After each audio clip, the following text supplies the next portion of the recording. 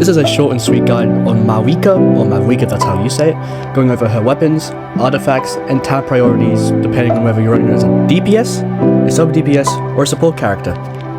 Just to go over it quickly, if you're running Obsidian Codex, I recommend you have at least 30 crit rate with 200 crit damage.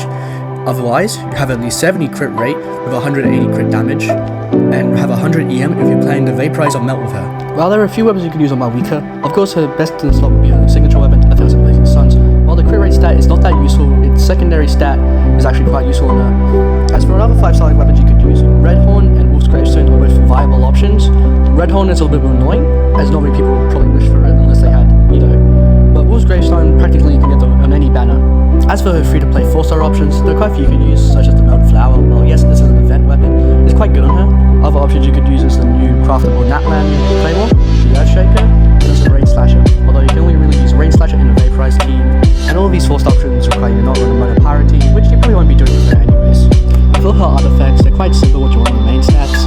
Of course, you just want an attack with stands, a Pirate Capture Goblin, and a crit circlet depending on which one you'd rather need, although most of the time, I'll probably do the crit damage as you're probably running Obsidian. As for her artifact kits, I'll be covering which ones I think are personally good on her, as a DPS, sub-DPS, and support. For on-field main DPS Mavuika, there are 2 sets you could use. Your Obsidian Codex, which gives you a set amount of crit rate, along with an extra just overall damage bonus, or Crimson Witch of Flames, which of course gives you a lot of pyro damage bonus, but also increases the damage of your melts and vaporizers. For an off-field sub-DPS Mavuika, you know where you just tap a skill and your summon's loading behind it. You can either use Obsidian, just for the set amount of crit rate, Golden Troop, as increases skill damage, especially if you're an off-field one, like for Official, or Hero Scroll, just for the damage bonus your Mavuika will be able to give your teammates. For a support Mavuika, there's only really one set you can use, which is Hero Scroll, although this does presume that your on-field character would have a reaction with Pirate, because if not, you're better off using another character such as Farina, Kazuha, or Xiangling. Mavuika's tab priority is quite simple, with a main DPS running her skill and best to be about the same, or the best being a little bit higher, a sub-DPS running her skill to be prioritized, and a support running her best to be prioritized.